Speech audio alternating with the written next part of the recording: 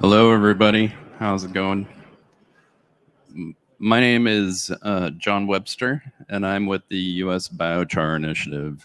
And today we're going to be talking about scaling biochar in North America and some of the programs that we have going on.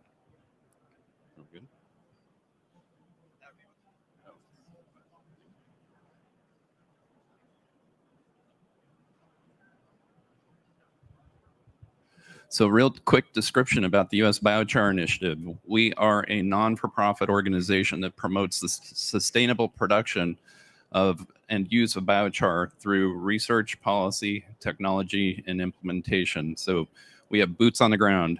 We have activities all throughout North America. We participate in conferences, workshops, we do research, we produce fact sheets, YouTube content, outreach, technical advisory team demonstrations. We work closely with forest products.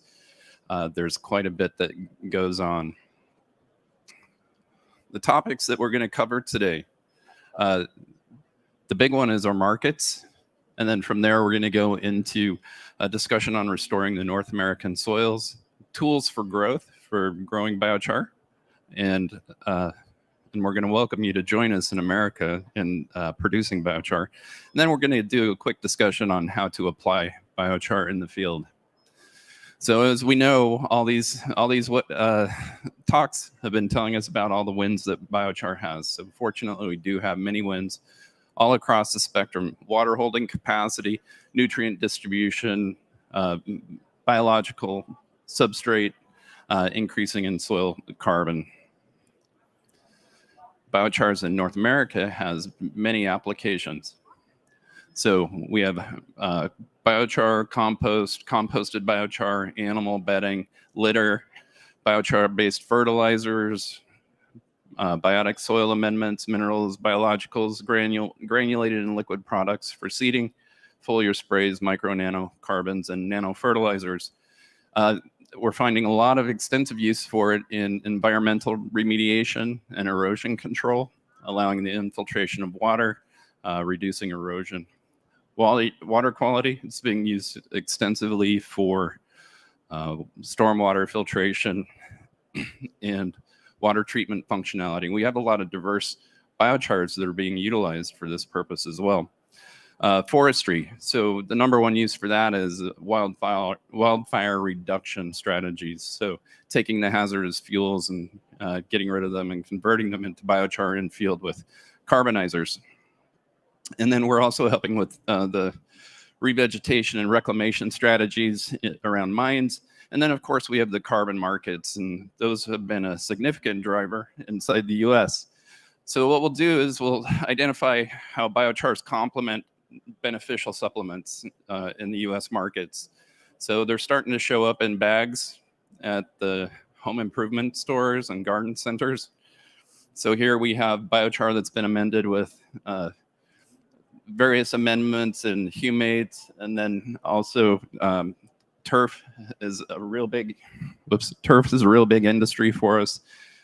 So this just shows the growth of the market in the US. So because we're talking about significant amounts of money, it's showing up in the horticultural, landscape, and fertilizer products, bagged and pelletized. Whoops. We're even seeing it show up in the bulk resources. So most commonly, we find it's mixed with compost for a number of reasons, one of which is as a value add product and the fact that it's easier to handle. But that does go a long way to show the adoption. Turf management is a really big field, as well as tree health applications.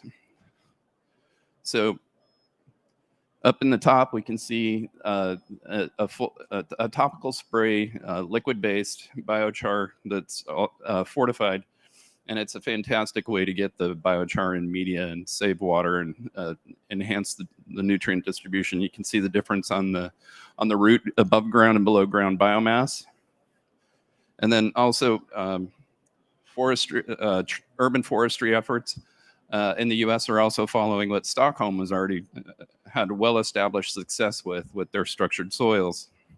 That also helps with stormwater management. So we're also seeing it in urban soil repair. So side of the roadways, we're able to implement it, reduce the need for water, increase the stabilization of the soils. We're also seeing it in green infrastructure. So stormwater management, we're mimicking natural systems, doing bioswales, incorporating biochar to extend the retention and use of the material and a longer duration benefit. We're also seeing it in green roofs. It prevents a lot of the runoff from the roofs because often in roofing there's interesting materials or elements that come in, and we can lock those up before they go into the stormwater system. There's an ever-expanding biochar market in materials for the built environment. So here we see a number of substrates. We see it incorporated into a wood-like material up in the top for building. We can see it in cinder blocks. Asphalt is showing a tremendous amount of promise with a number of companies looking at it. We have the use in cement and then also in siding and other materials. There's interest in it for insulation. And from a government perspective, we have interest at the federal level, but it's going as far down as the states and cities. This Four Corners project is actually very interesting. It's 4 different cities in 4 different states in the middle of the United States. They put together a bunch of money to create a fund to reduce the embodied carbon in cement. So it's, and biochar, well, they identified biochar as a key ingredient in doing that. They also committed to purchasing that material once it's available. So that just goes to show the extent of the markets. And then these markets are useful because what we're looking at is building our soils. We need to restore our soils. The US government's very committed to it. For example, in Iowa, you can see the structure of the soil here. Very fertile, some of the most fertile in the world, and it's because of the natural fires that used to take place. And the grasses had thick stems, and so when they burn, they would burn in the absence of oxygen, leaving a biochar behind. And so then that would go back into the soils over time. It was also thought to be helped by Native American burn practices. Another thing driving markets, the United States is in the throes of a record drought, and biochar helps hold water and saves money. So this is a study by Rice University that was very interesting, showing that it can save up to 30% of water savings in drought environments. That is measurable. That is significant. Biochar, many of these discussions all include how it reduces the need for inputs and maximizes the value for inputs. And that's exactly what we're seeing in the studies. Lots of potential to save water. And if you're not pumping around heavy water, you're not spending money on fuel and contributing to greenhouse gases. And sandy soils show the most benefit.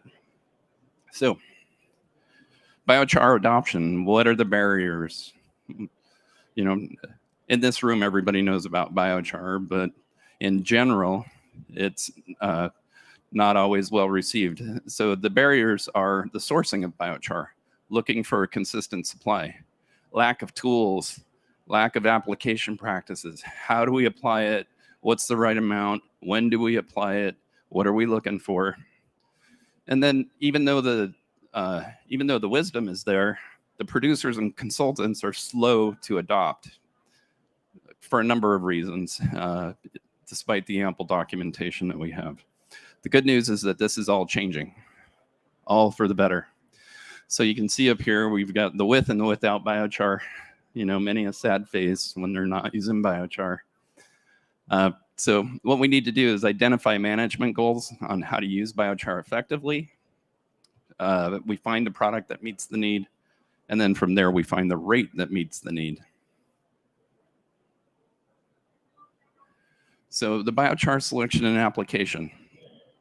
Real quick, I do want to point out that this has the Biochar Atlas logo. We'll be talking about that just in just a moment about the tools.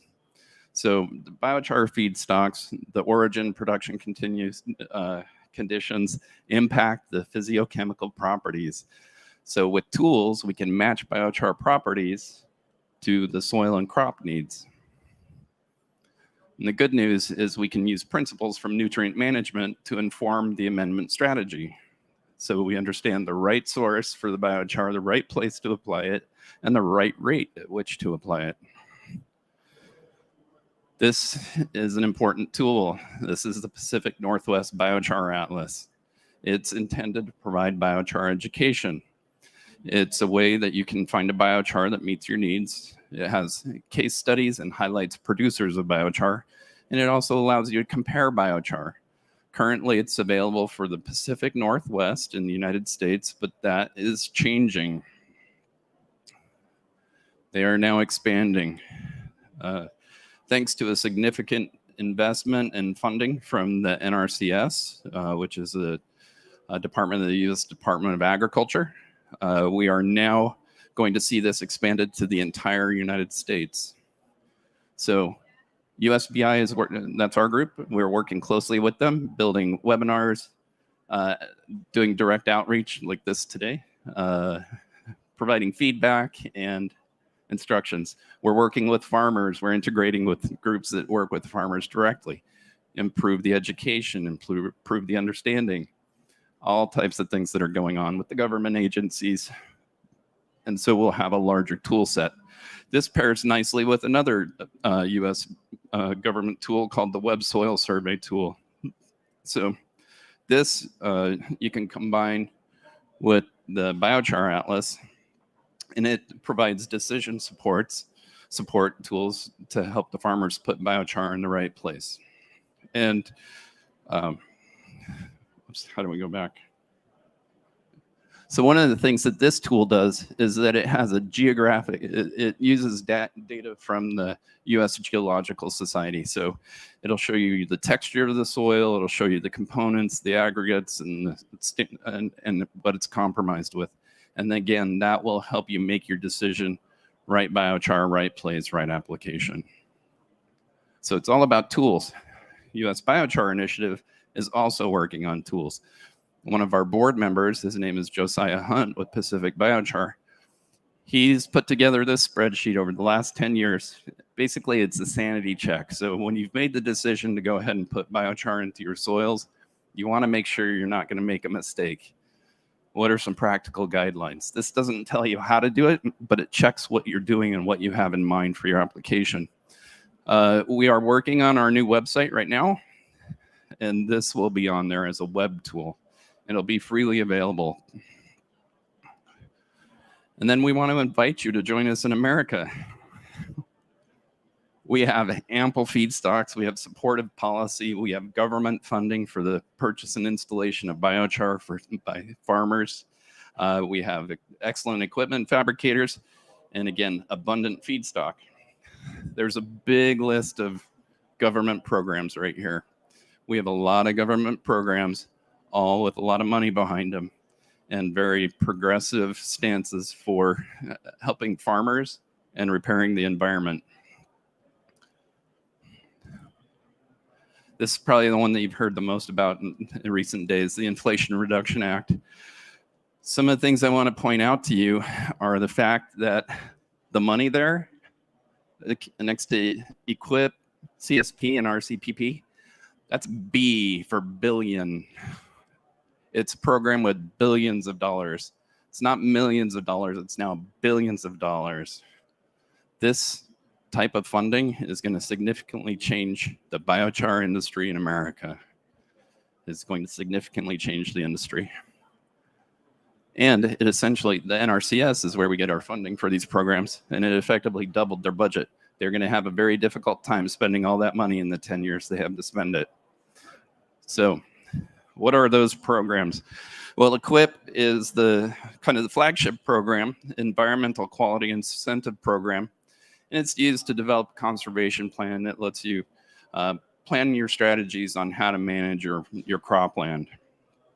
And the soil carbon amendment practice is in EQUIP. We're going to cover that on the next slide. The Conservation Stewardship Program, or CSP, that improves land that's already been treated for resource concerns and has an existing effort. So that has a biochar option in it. And then next up is the RCPP. It's a partner-driven application. Okay, so it's the Regional Conservation Partnership Program. Sorry, I need to explain the acronyms. The U.S. government is loaded with acronyms. But it's intended for natural resource challenges on agricultural land. So real quick, EQIP will pay up to $450,000 towards your improvements every 5 years as part of the Farm Bill. RCPP has no discernible cap for the amount of investment. So if you have a good agent that you're working with, you could literally get millions of dollars in funding for soil carbon and for your on-farm applications and programs. It is significant, the opportunity that this poses for soil health and the biochar industry. So I was talking about the government programs for biochar adoption. The state adoption of Code 808, which is the Soil Carbon Amendment. This was the interim amendment. Then there's Code 336, which is the final and ratified amendment, which just came into play at the end of this past year. We see a partial adoption now. This is going to increase because now that it's formalized and fully ratified, we'll see the adoption increase. That is what allows them to use biochar as soil carbon. We did a 2-day deep dive on this topic. So if you're interested in it, I'd encourage you to go to our USBI YouTube channel. It's about 8 hours of content. It's very interesting. And if you're thinking about potentially moving to America or building your business in America, this will help explain why there's such tremendous opportunity right now. So we have government programs, and now we have the private sector. So we're seeing that we have a growing number of project finance, VC or venture capital folks, investment firms, climate funds, private equity, and banks actively seeking to back new biochar projects. This is new. It's really new. It was really difficult to fund biochar projects in the past. We now have people coming out of the woodwork saying, we want to finance a biochar project. What do you have? So we are making introductions on a weekly basis now between people that need money and people that have money. And it's awesome. It is absolutely awesome. So, and if you need help with this, please, I have my card at the booth, or just reach out to us. We can help. So everybody likes to see the pretty pictures of biochar. So this is an example of biochar being utilized in windrows for compost. Here's some of the machines that you need to apply on field. This is one of the things we don't see a lot of. So we've got a no-till drill over here. We've got a moving floor agrometric bulk distribution system, and then we have a poultry litter subsurfer. So effectively, to apply biochar to your fields, if something will apply chicken litter, so chicken manure, it'll apply biochar. Here's an example in a vineyard. So going down the aisles with a manure compost spreader and disking it in. Later on, they'd installed some cover crops down the center of the rows. Field applications. So there's two types of field applications that we're going to show here. On the lower, you can see the broadcast types that fit with no-till. And then there's the slurry feed injection. And then up top is where you do an application and then you rip it into the soil profile. So you can see you get the dark soils in the trench. This is a beautiful shot, the fungal growth on the biochar enhanced soil. Biochar is just beautiful. And more we're seeing scenes like this on farms throughout the United States as people adopt biochar. They get it delivered and then they're mixing it on site with their manures or their other addendums and doing suitable. It's all about suitable for purpose, right? No such thing as the perfect biochar, only the perfect biochar for the application. So with that, we have, in the United States and North America, we have burgeoning markets. Many are poised for rapid growth, especially as biochar becomes increasingly popular as more farmers, gardeners, and turf managers recognize the benefits of adding biochar to their soil. You know what that brings up? I think I skipped over one of the slides. Turf management, lawns in the United States is a $7 billion a year industry. $7 billion 40 million acres of turf. Biochar is quickly gaining ground in that sector. So excellent opportunity for biochar. So anyway, the U.S. is delivering very friendly biochar policy, legislation, and significant funding, as we highlighted. We have the fast approaching industrial applications, water filtration, pollution management, mining reclamation, oil well capping. As the potential for biochar continues to be realized, the market for this versatile material is sure to continue its growth. Please consider locating your new biochar endeavor in the United States. The U.S. Biochar Initiative is here to help you. Thank you. Oh yeah, so, and these are ways to connect with us. So we do have a very interesting user group right there, the biochar.groups.io. US Biochar Initiative moderates this on behalf of the International Biochar Initiative. If you do sign up for it, please make sure that you go into your settings and don't let it flood your inbox. You can choose to have a digest, and then that way you get one email a day with all the information. That's the number one reason people opt out of the groups. There's just so much activity. But please reach out.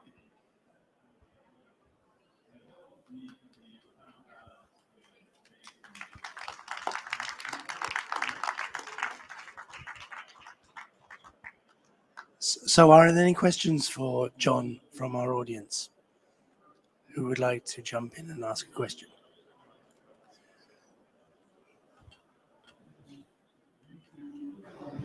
Hi there, John. Thank you very much for your presentation. I must admit, I don't know the full mechanics of the IRA in the US. We're looking mostly outside of the US from a financing perspective. But I really like the interplay clearly between biochar and soil carbon. One thing that's always come to mind is potential double counting in terms of incentives in place for either receiving some kind of revenue from the soil carbon or some kind of revenue from the biochar. Very relevant when it comes to carbon markets, specifically in certification and credit markets. I just wondered what your take was on that.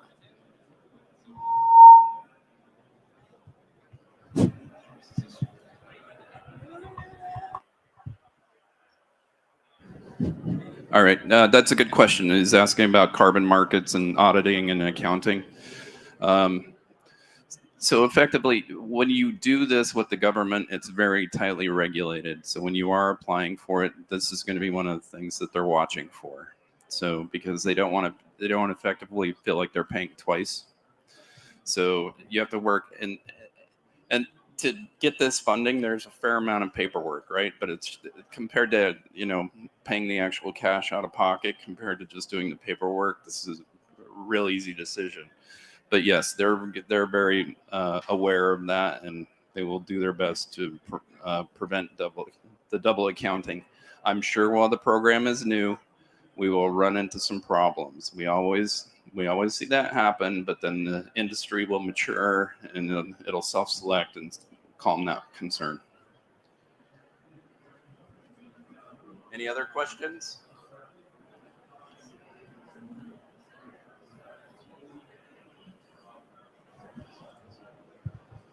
Yes, I just wanted to ask you, you told us about the Biochar mainly as a fertilizer, but I wanted to know what was the state of biochar utilization in America in the industry, if any. In the biochar, in the fertilizer industry, or in materials? Materials, any industry. That is all quickly growing. We have a number of folks. Cement and asphalt are a couple of the ones that are looking the largest, to have the largest promise. Insulation, drywall, siding, plastics integration. This is all stuff that's underway. That the research is underway, and we expect to see it adopted in short order. And so short order and biochar, long timelines, right? So within the next couple of years. So I expect that we'll see some pretty significant announcements this year, frankly.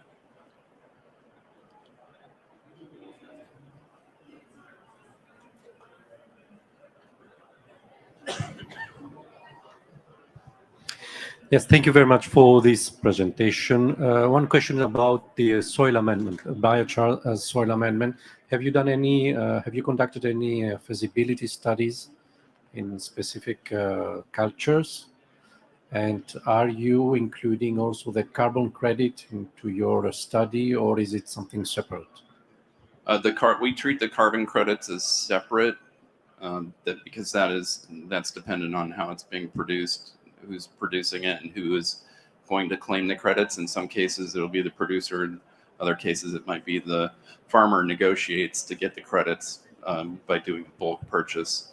In terms of on the studies that you're asking about, is that related to growth studies for the biomass, for the crops? Mainly economically, because we have seen a lot of amendments in the agriculture sector, proposing different specific surface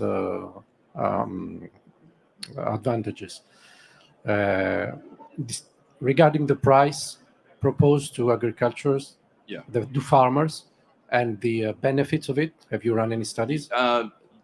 There are some studies on it. I don't have that data right now. I will tell you, though, that the way that the soil carbon amendment bill is working, it pays $170 per cubic yard, which is similar to a cubic meter so 170 per pays for the biochar, and then it pays for the installation of the biochar. So it's a big deal. So it's almost, and the average price of the biochar in the United States ranges anywhere from about $60 per cubic yard to $350 per cubic yard.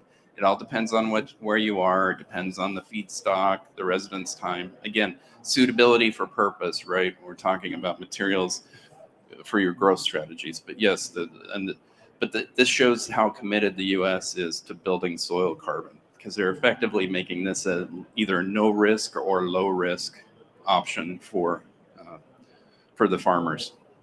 Thank you.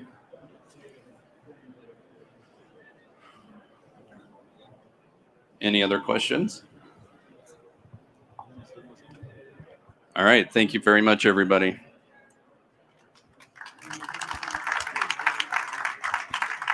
Thank you. Thank you, John. Sounds very enticing. You put a few carrots out there for us. So maybe amongst you, there are some people who will be looking at it as an opportunity to build your business. America sounds like a good place for it. So we're going to continue with views on the investment environments in North America.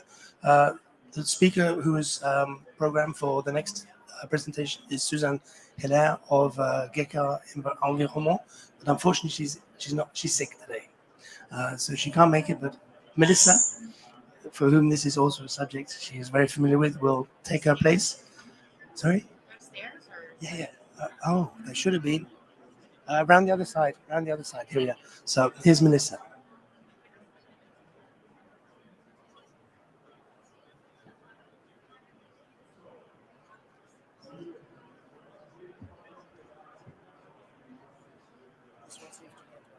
Yes. Okay, so I know you all came to see Suzanne. Bonjour, but alors you je just sais que get vous me. êtes tous venus pour voir Suzanne. She's resting and, trying to feel a little better. So I didn't build this deck, okay? I looked at it about 30 minutes ago. I think I know what it talks about, and I think I know a lot of answers, okay? But it might happen that I decide to skip a slide if I don't know what the hell it is, okay? So please bear with me. And if you have any questions, of course, at the end, it will be my pleasure. Thank you. It'll be my pleasure to try my best to answer, all right? So we're talking about biochar, surprisingly, in North America. And the way that I took a little bit of, I took a look at the slides. The way that it's built is we'll be talking a little bit back and forth. Again, I didn't build it between producers' advantages and I guess disadvantages, but also uses and what's happening. So it's kind of broad, okay? And for those who don't know me, I'm actually the lead on carbon at GECA. So if you have questions about carbon, please feel free to ask. All right. So, John, dear John, explained a lot of things about agriculture. So it's perfect because I won't really talk much about agriculture. The presentation was designed this way. So I'd like to thank him because he does a really thorough job with it, and he's very knowledgeable. As the slide says, I'll be talking about other factors.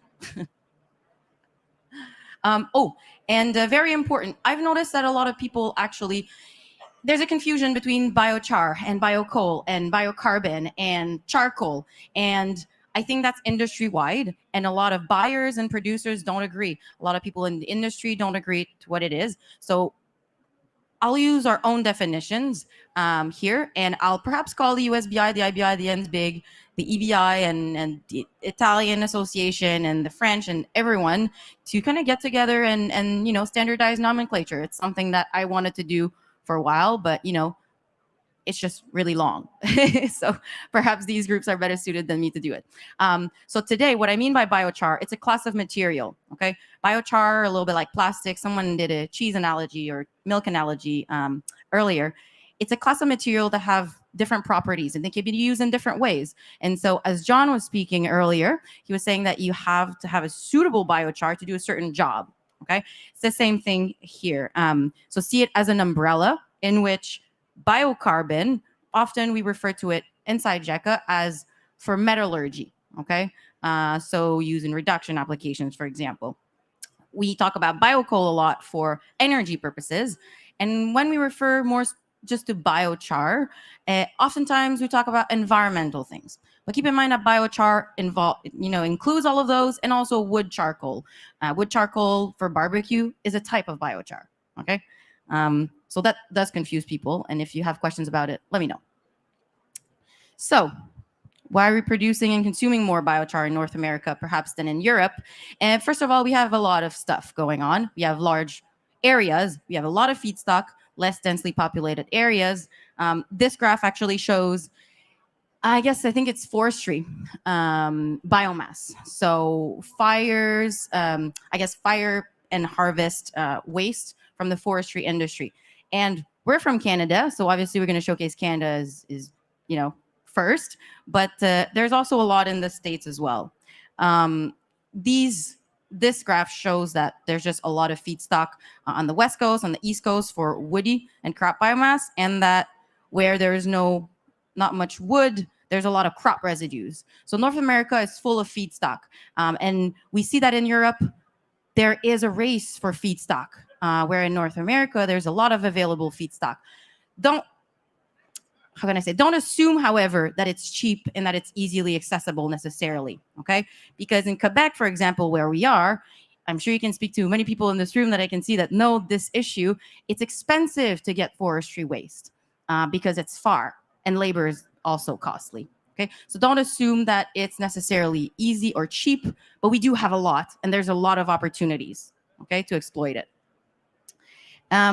So in agriculture, I guess John covered a lot. A few things that I wanted to mention, or that Suzanne actually wanted to mention, I'll just use the I for her, is that in Canada, the CFIA is the Canadian Food Inspection Agency. They're the ones who regulate kind of the agricultural input, fertilizers, etc. And they accept biochar from virgin materials instantly as an input for soil amendment. You don't have to have it registered. You don't have to have it EBC certified. You don't have to fit much specs except for it coming from virgin feedstock and having, I think, minimum 60% carbon in it. They don't say fixed carbon. They don't say whatever type of carbon. They just kind of accept it. So this regulatory, limit that we can find in other areas, in other jurisdiction, has been lifted for at least virgin materials in Canada. It makes it very attractive.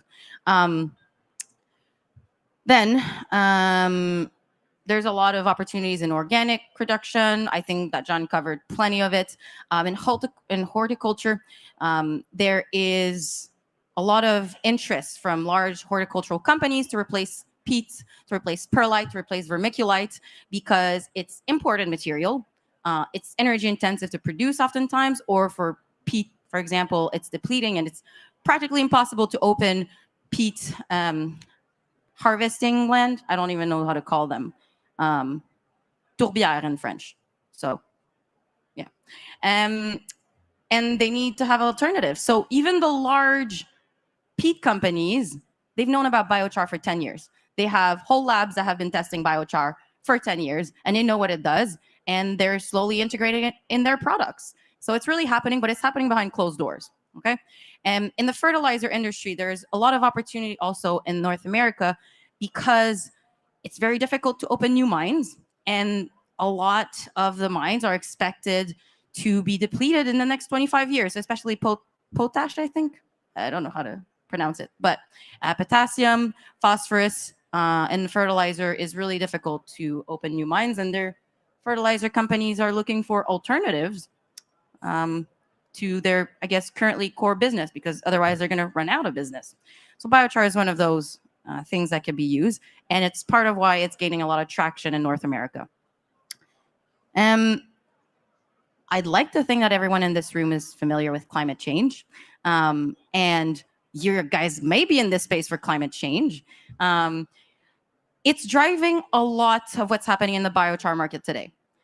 I was here last year, and there was less pavilion than this. You can blame COVID partly for it, but you could also say that there is the words that's going around that, you know, carbon is really driving the biochar market. And it is, to some large extent, it is. It's attracting a lot of investment. It's attracting a lot of visibility, right? And with it, I mean, it just is pulling the market up. So it's really important to keep pushing for carbon, but in a, you know, sustainable way. We don't want just it to be a bubble that bursts, and then the biochar industry is back where it was, not much happening, people don't trust it, etc. We want to make sure that the markets for the physical products and the markets in carbon that are both, you know, I guess scale up together and well together. All right. And so carbon credits. So I said I was lead of carbon. So I don't want to get too much into detail because that's not the point of the presentation, but generally it's driving a lot of projects. We're seeing projects, okay, that are only relying on carbon credits for revenues. In the past, you had to rely on biochar and maybe other co-products. You had to rely on energy generation or power generation.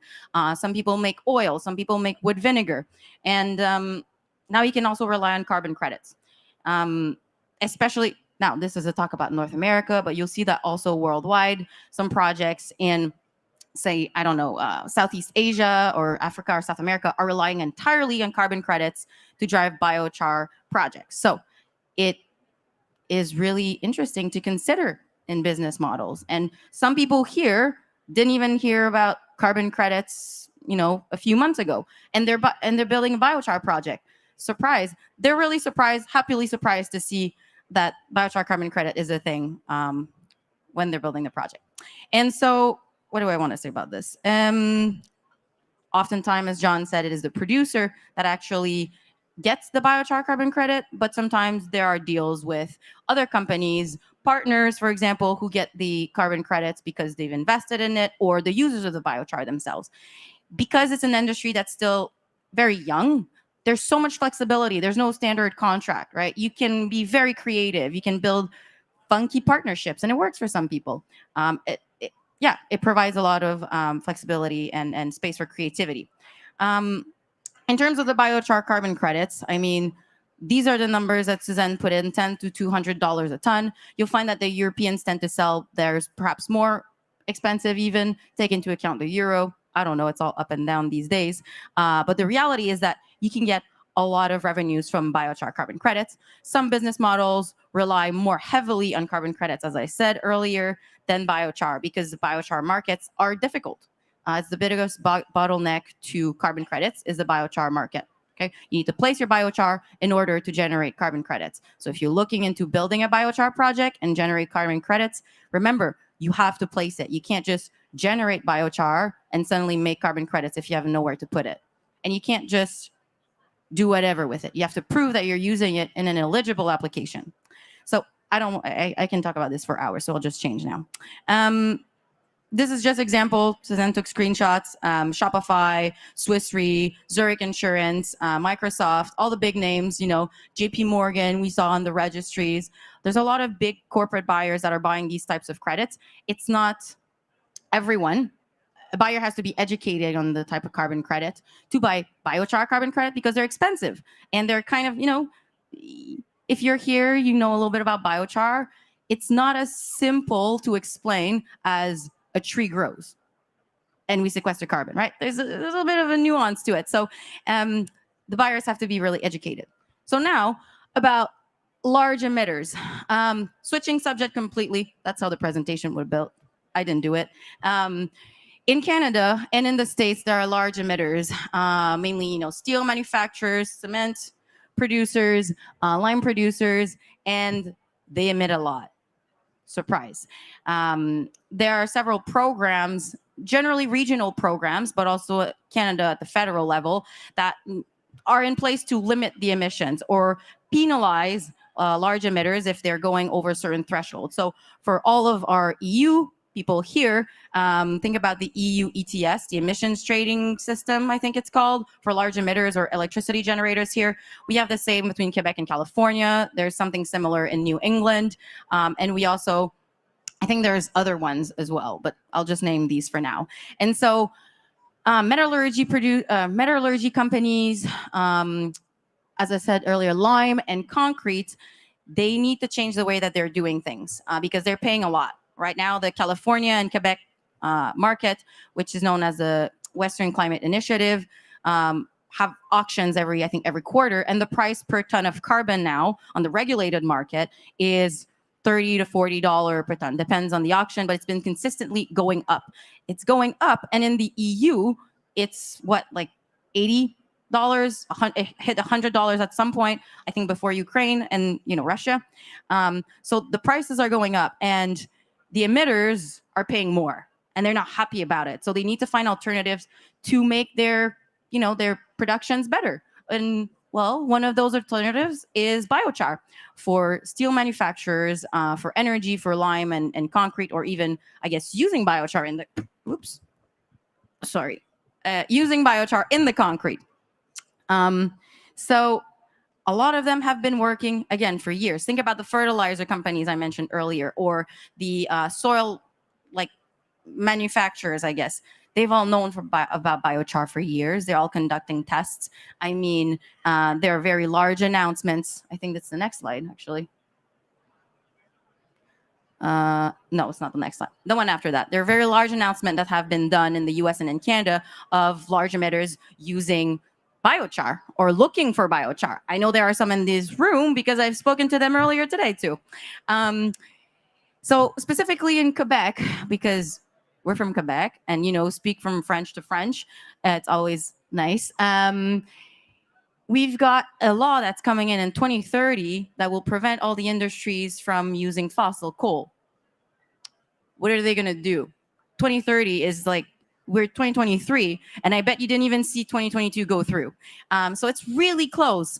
And considering that it takes, a minimum 3 years, oftentimes 5 years, 6 years maybe to build a sophisticated, relatively large installation for biochar, from project development to actual commercialization, 7 years is at the door. So the iron and the steel industry are working in a rush to get this going. In fact, I think it's the next slide again.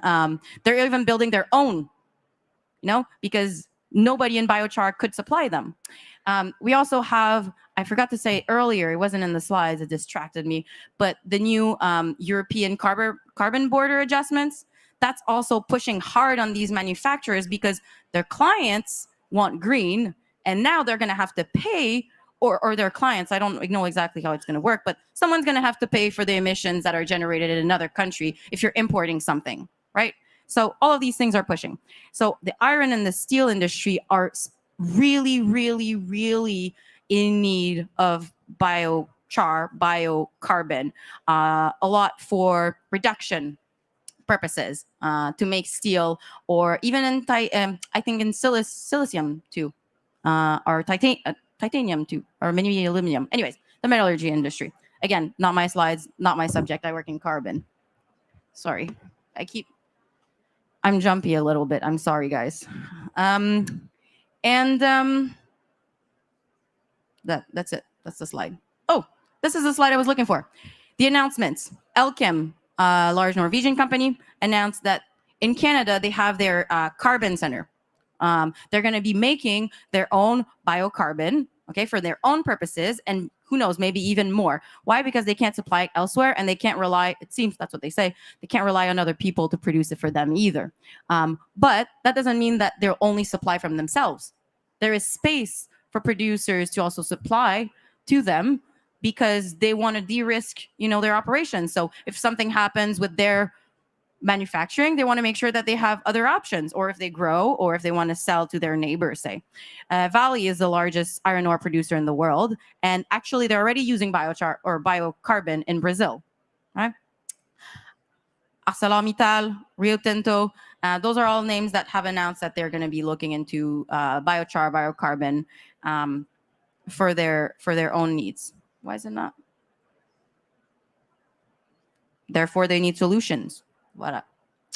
I think kind of went through this. Sorry, the presentation is messy again. I kind of winged it. So industry is greening. I mentioned earlier, people want more green, and they're really ready to pay more also. The number of people that are buying organic now has increased, and they're willing perhaps to pay more. The same thing's happening with materials. The same thing is happening with whatever type of product that is out in the market and for which biochar may be needed. So it's not all at once, and it's not tomorrow. I'm not going to lie to you. The market isn't exploding with demand, but there is significant demand, and it's going to keep growing. It has grown a lot slower than we all expected. I see John nodding his head. Yes. But it is growing. And I'm hearing from Europe, too, that it seems like there's not enough biochar in some spaces in Europe. In any case, something to think about.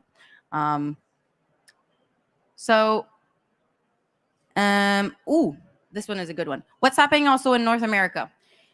This slide may be a little bit confusing, but I'll tell you, just have to listen. There's a lot of biofuel production that's happening, and that's being built, and that's coming in. And a lot of them actually will produce some type of char as a co-product. A lot of it, okay? People that are using pyrolysis, thermolysis, whatever type of thermal processing system, are also going to be generating, in many cases, if they're using biomass, a lot of biochar. It's going to be low quality biochar, okay? It's going to be cheap biochar, and it's going to come in the market, and it's going to flood the market. But that has market, Some people may say, oh, perfect for cement, right? For those who are just burning coal. Maybe. So don't be scared about it. See it as an opportunity for the industry to grow, but it is coming. And in the future, that type of biochar or char, whatever you want to call it, is probably going to be traded like commodity. Right now, biochar is not traded like commodity because what we talked about earlier, right? The umbrella, they all have different characteristics. They all have different usage.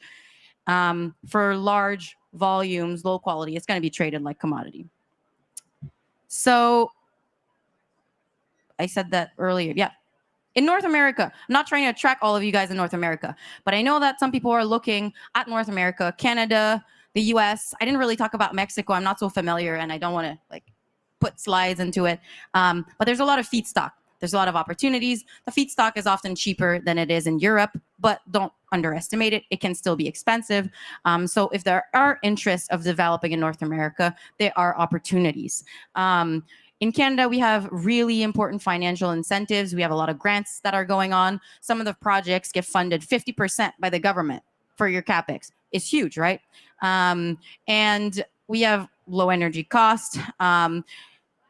Carbon penalties. It's not carbon credit penalties. It's carbon penalties with the regulated system that we talked about. And also we have favorable laws and regulations coming into play. For example, the NRCS 336. So that's it. I think that's Suzanne. That's her email. She's the expert. Well, she's a CEO and also the expert in terms of biochar. Feel free to ask any questions that you may have, whether it's the feedstock, the biochar, the process, especially the carbon. Yeah.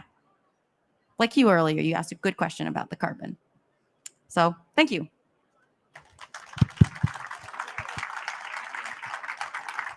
Thank you very much, Melissa. I think we'd all agree that to be to have not prepared the deck, to have a short period of time to step in the breach and to make a presentation like that with clarity and authority. You did a great job. Thank you very much. Thank you. For being prepared to doing that and for delivering it so well. Do I stay? Do I get They questions? all agree with me. Perfect. Well done. So how about some questions? I can't, there's one straight away. Yes. Hey, So- Melissa. Thank you very much. Great presentation. So you talked about nomenclature at the start of the presentation, and so we're on the same. But you seem to be using biochar in this presentation in a very different. You're basically, it's a fuel that you're talking about, but you're calling it biochar. So I suppose.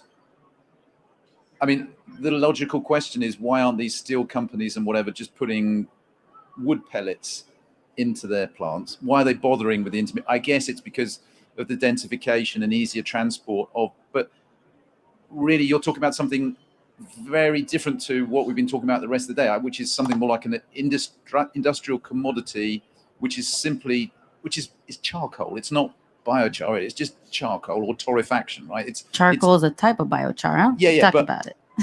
But you're burning it in these processes, right? And you're not using it as a soil amendment or putting it into concrete. And I understand why, and I understand that it's green. But I suppose the fundamental question is, why isn't Vale and all these other companies, why aren't they just looking at wood pellets rather than, why are they bothering with this intermediate step? So earlier I mentioned how biocarbon is used in metallurgy. The cement uses, say, biocoal for burning for energy. The steel and the metallurgy industry, what they're trying to replace is fossil coal, but it's not necessarily for burning, for reduction purposes. It's chemistry. And they can't do that. They need the carbon. They need the stable carbon. So it's a matter of properties and of chemistry. They need the biochar or the biocarbon to have certain properties so that they can replace anthracite. That's a lot of where it's coming from. But there's a plethora of application in metallurgy depending on the type of thing you're doing. I guess say steel or titanium, but also the type of ovens that they have. Each unique site have their own types of oven, and they use coal in different ways, different grades of coal, different types of coal, and even two sites that may have very similar ovens may have very different recipes. Okay, so it's not just for burning, but you're right. The carbon, although it's not necessarily entirely emitted, right now we can't claim carbon credits for it. But it probably is going to come. Why? Because if the large companies are looking into it, they also know that carbon credits is a thing and that it's a revenue. So they're going to want to get their hold of them. Sorry? Well,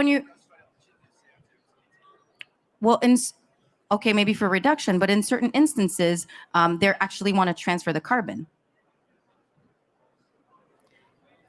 So it depends of the application. Again, I'm not the expert on the matter. We have a question over here, please.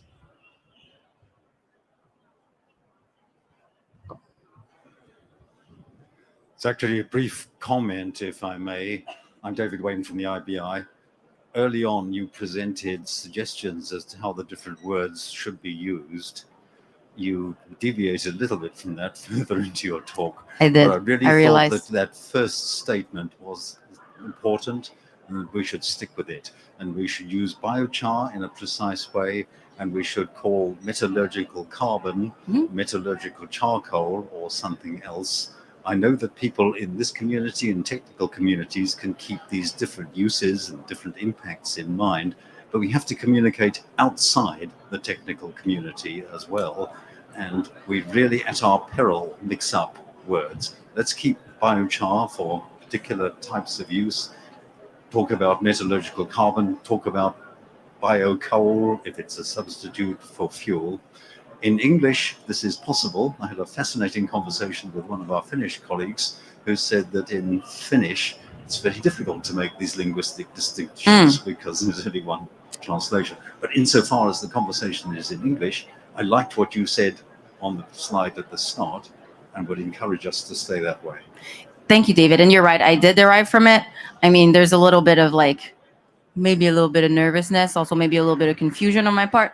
The reality is that instead of calling this whole thing biochar, then we need to find a new name. If biochar is for environment and biocarbons for metallurgy and biocoals for energy, those are linked to the usage. They're not linked to the actual physical material, because you could use the same type of, say, a really high grade biochar in some markets. You can use it, or in some instances you can use it in many markets. So then you can still need an umbrella name for all of those things. Anyways, something to think about. We have another Hello. question. Yes.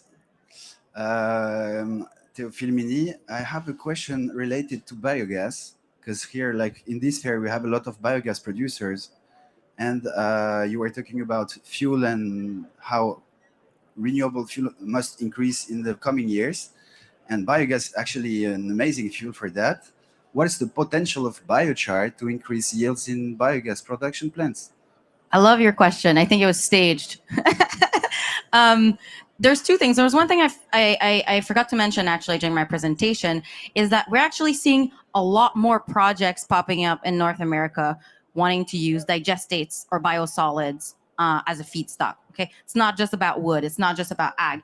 That's a big problem everywhere in the world to manage these materials, wet, sometimes contaminated material. And there's a lot of people that are looking into pyrolysis. I mean, Pyreg and Aquagreen, just right there, have solutions for it. So to answer your question, Theo, there's a lot of research on the subject, actually, of using biochar to increase, say, methane yields. We have to make sure that we're using the right biochar in the right conditions, right? I think Theo, you may be a better expert on this than me. That's why I said it was staged, is because he knows the answer. But there's a lot of good academic papers on the subject, but it's always a matter of finding the right biochar for the right process. Systems are different. So one biochar that can increase yield somewhere maybe is going to have negative effects somewhere else. Same thing as in soil. Always keep that in mind. It's the class of materials, right? But it doesn't make everything. The plastic analogy is you can't build like the chairs you're sitting on. I know they're metal, but pretend they're plastic with plastic film. It's just not the same material. Okay, same thing applies here. Go to Theo for more questions on this subject. A couple of companies working in this area, if that's what you're looking for, is Carbonaires in Germany, and there's Carbogenics in the UK, which has also achieved quite a lot and has big plans for developing biochar as an AD additive and yield improvement. So there are some companies out there. I'm sure there are more, but I'm just giving you a couple of names. And even there's a lot of research on H2S sorption using biochar instead of, say, activated carbon also. So that's another thing you can look into. Anyone else has a question? I saw some hands somewhere earlier. Yes. So it's probably a difficult answer for you, but easy question for me. So again, a staged question.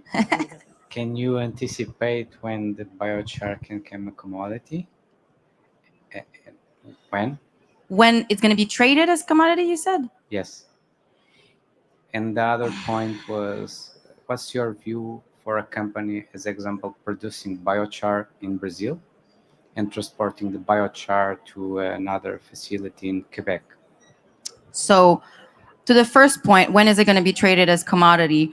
I think right now, when it comes to large manufacturers, like we talked about earlier, metallurgy, they're already seeing it as commodity because they're trading coal as commodity and they want a replacement for it. And so they also benchmark prices based on it, right?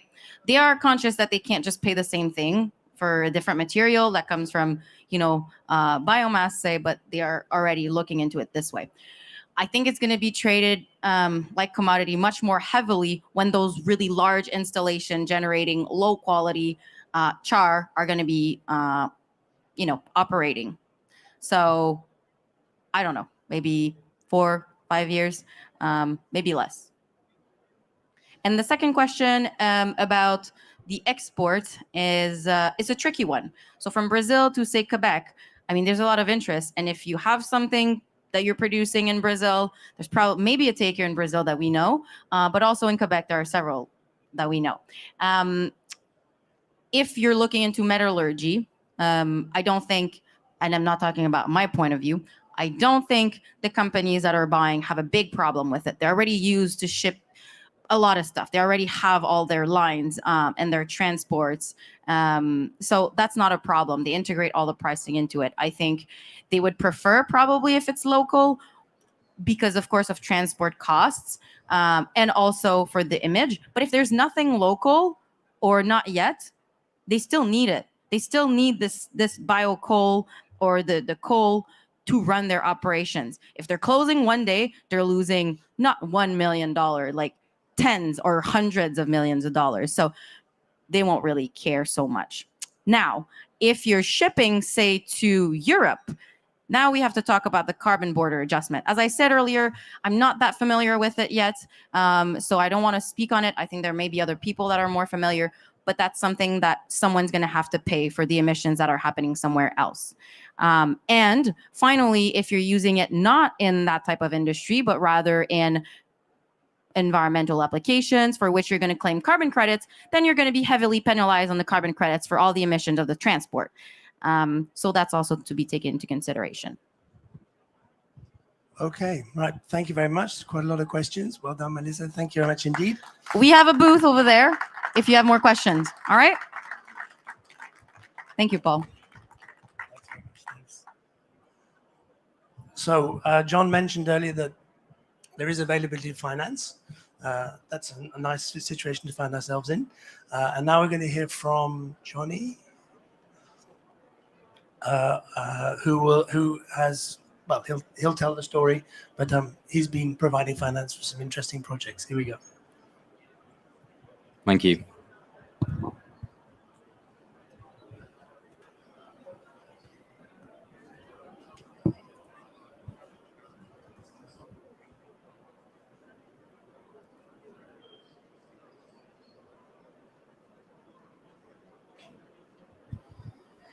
Hi there.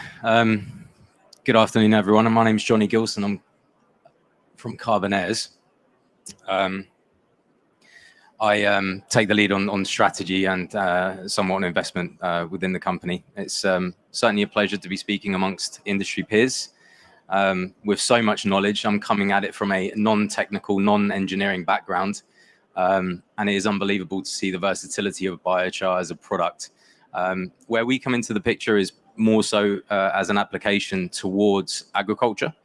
And we have made a pilot investment into a company through our streaming model, which will be highlighted shortly.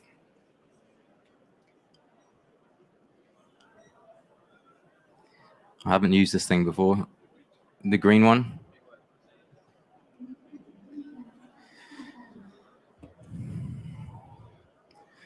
So, who are Carbonaires? Corporate plug. Carbonaires is a carbon asset management company that aims to accelerate a net zero future through the creation and expansion of high integrity carbon credit projects. So we're coming at it from the carbon credit perspective. It was good to hear in the last presentation there was a bit more emphasis on the carbon credits. I myself have been involved in the voluntary carbon markets for the last 5 years or so. So I've been able to see its evolution, and it is certainly a powerful tool in order to channel that finance towards the projects that need it. We do have a model successfully applying a streaming structure to funnel that finance into high integrity carbon credit projects. And biochar certainly forms part of that.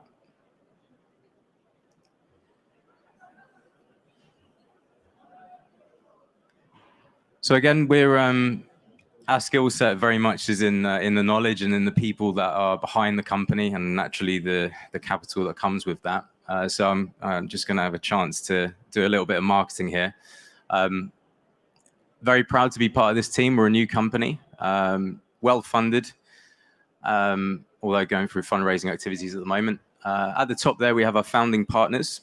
Erdem, who's ex-Google Facebook. Razios Turkman is a ex-CEO of Lian Feng, which is a Hong Kong-based conglomerate. Martin Porter, ex-CEO of HSBC in Monaco. And Michael Spenley, who is an ex-executive chair of the UN Global Compact in the UK. I myself come from a renewable power and renewable gas background, so I do have an understanding of the overall holistic nature of these markets. And then the rest of my very esteemed colleagues. Last but not least, of course, our advisory board members. Without naming all of them, I think I'll just pick out the one that had a drink with last, which was Professor George Jackson, the leading scientist for Imperial College London. Specialities are in carbon capture. Very interesting person to talk to about climate change. After a few drinks, trying to understand what he's saying is quite difficult. Also Matthias Strausberg, who is effectively Richard Branson's right-hand man when it comes to all sustainability matters, which is also very, very interesting. So, the streaming model. We actively identify high-integrity carbon credit projects that positively impact the environment and biodiversity. We make upfront and ongoing payments to purchase a proportion of the credit stream. Streaming isn't necessarily a new structure. It's been widely adopted within the offset market. But specifically in biochar, we feel like we're one of the first and certainly one of the first wanting to do it at scale.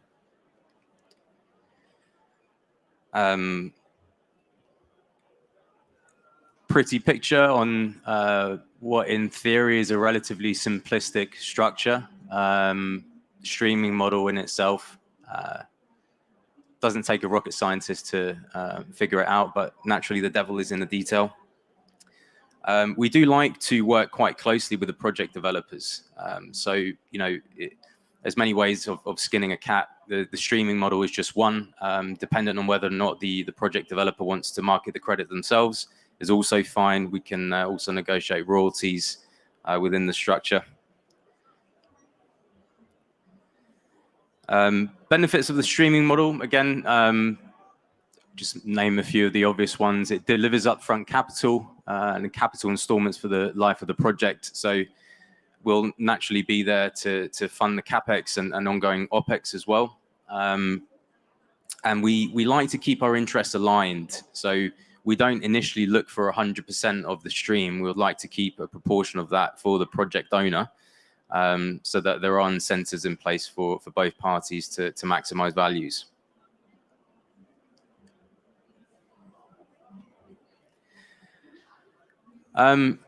So I guess a bit of a link to why I'm here today. Husk. I understand they're actually quite a known name within the biochar industry, which is quite encouraging. It's been a pleasure dealing with Heloise and the team there, and they're doing some fantastic things in their operations, and we're very much looking forward to helping them scale. For those that don't know, Husk is a biofertilizer company based out in Cambodia. Carbonaires, we invested into their stream. It was a pilot project for us, so it was quite small scale, and we're very much looking forward to ramp things up. It was good for us. It was a proof of concept, so we did have a streaming model in place. So we've taken custody or royalty stream of the credits throughout the 10 years of the project. It does say corks there, but we're under the EBC C-Sync standard, and we're actually looking across the different types of standards out there to see whether or not we can look into Puro, for example, and indeed Carbon Future. Very good project, and looking forward to going over there and seeing it in person. Yeah, husk in the name. The feedstock is the rice husk. Abundant amount of feedstock from a central source, from where all the artisanal farmers go and hand in their feedstocks, their waste.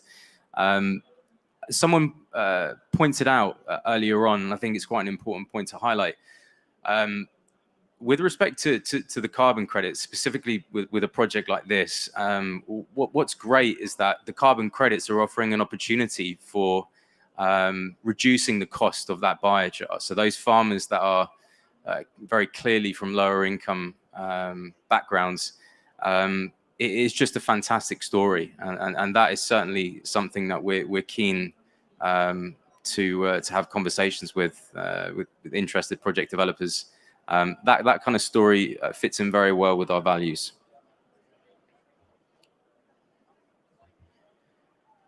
So how do we plan on funding all of this cool stuff? Well, we do have some capital available to deploy, but ultimately we're looking to fundraise. We're in relatively good discussions at the moment. We're aiming for between 100 and 250 million in the next 6 months. Hopefully aim it's a bit closer than that, ideally within the next 4 or 5.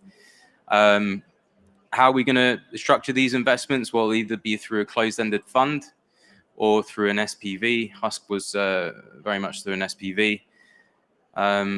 Excitingly, we are looking to receive VCM designation with the London Stock Exchange. So this is a new designation that they are structuring, and it's a way of them being able to scale the market. Going through the application processes now, and we hope to launch that fund in conjunction with actually being able to draw on our funds. Very exciting stuff in the pipeline, and the point of the exercise here today for me as well was to see what project developers there are out there that we can partner up with. We are very much in it for the long run. So we like to have close partnerships, very flexible in structures. And yeah, hopefully it's something that we can launch through the LSE. It very much depends on ICRO accreditation for the carbon standards out there. So looking forward to those non-Vera standards to hurry up and get their ICRO accreditation ASAP. And that's it. That's it from me. Thank you very much for your attendance. Appreciate that. Thank you. Yeah, go on. Keep on. Thank you. Yeah, please feel free to ask. If not, scan the QR code and feel free to reach out to me. Short and sweet. Thank you, Johnny. Very, very concise and compact. We have one question already. Yes. Obviously, to your last statement on the ICROA eligibility, because I think that's especially to capitalize the carbon credits, that's a key question. You're mentioning that you mostly look at the non-ICROA credits to shift to ICROA, whereas considering the different methodologies and requirements, you consider the Vera standard as relevant, or if Gold Standard and the other ones, Climate Action Reserve, are also working on those, which are already ICROA endorsed, is that an option? I'll try and answer as best I can, but you basically asking me whether or not we don't like the Vera methodology, considering they are ICROA accredited. Is that what you mean?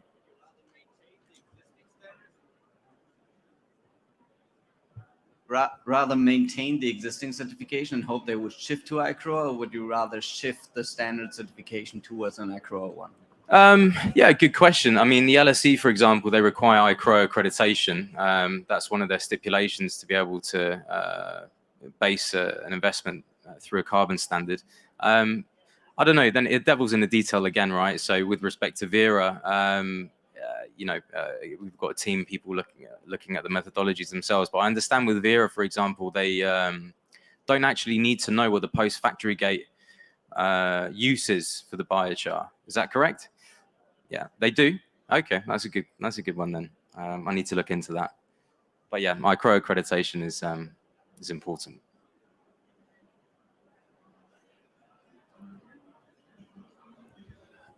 You can probably guess what I'm going to ask. Are you going to come to North America anytime with that chunk of money? Yeah, we have projects. Yeah, I'm in the North America slot, and ironically, I'm not really focused on North America, but it definitely sounds interesting. And it goes to show that I probably need to be a little bit more open-minded. Very interested to learn more about North America for sure. So I'll swing by. Okay, connection made. Anybody else would like to ask a question? No one? No one? Okay. I'm losing my voice, you can tell. Thank you, Johnny, very much.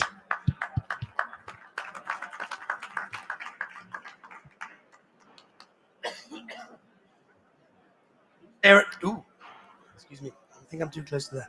Do stay around a little bit longer.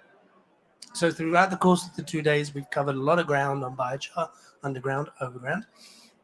And we've had a view of a range of applications other than agriculture.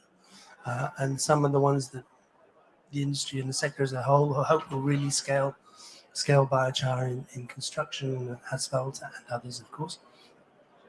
But we can take another angle at another new, more from I think it's more at the research stage. We're going to find out. Maybe it's further down the line than I was thinking. But we have two interesting perspectives now on biochar in energy storage. So biochar as a way of storing energy in batteries. So please step up.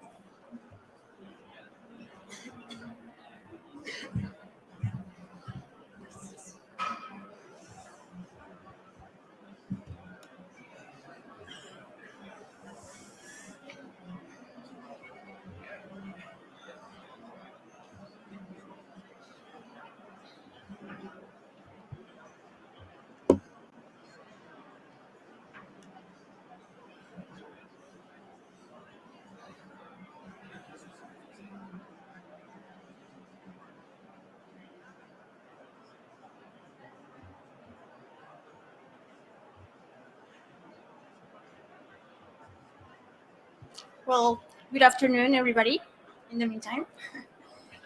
My name is Carolina Saavedra, and I am currently anode material engineer at Biochar, startup that we're going to talk about later. But basically, we are aiming to manufacture lithium-ion batteries on France, in Europe.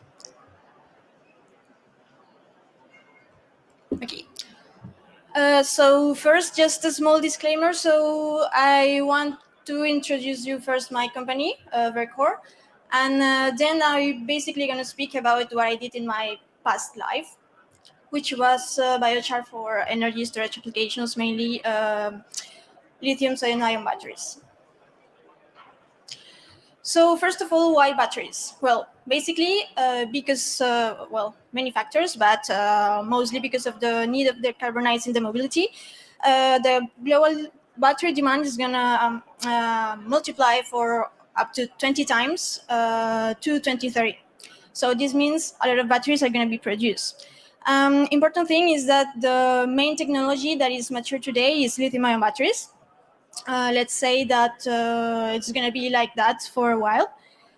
And from this, around 95% of the batteries that are going to be produced are going to be for electrical vehicle application. So it's not only a lot of batteries, it's very big batteries. So this means a lot of raw materials to be used. So at Biochar, as I was telling you before, we are aiming to produce and to promote the lithium-ion battery manufacturing in Europe. So the industry in Europe, and mainly in France. We are located, our innovation center is located at Grenoble in the Alps. And of course, we are aiming to build a whole ecosystem. So by training new talents in the field, because it's a sort of new field in Europe, and approaching the different actors in the sector. Of course, we want to control the traceability of our products by implementing the battery passport. And most important, we want to produce low carbon batteries. And this we're gonna do it by working on the process, the digitalization, the energy, and the raw materials point of view. And finally, of course, we're aiming to recycle whatever scrap we will produce from our process. So, just a quick introduction. So, how does a battery work? We have different components for it to work, to store energy. So important, batteries store energy, they don't produce energy. So we will need a positive electrode material here that will provide lithium or sodium ions. And we need also a negative electrode here that will store them. So when you charge your battery, when you are powering up, basically what you're doing is to transport the ions from the positive electrode to the negative electrode. And then when you're using your device, you're doing the opposite transfer. So when you're using you're driving your vehicle, or where you're using your phone, for example. So we're going to need an electrolyte for allowing this transfer, and we also need a separator to avoid the electrons transfer through here, and they will go to the current through the current collectors to the external circuit. So today, for the positive electrode materials, we have different materials. We're not going to enter into details, but let's say compounds of lithium, sodium, nickel, manganese, cobalt. Well, it depends on the chemistry, of course.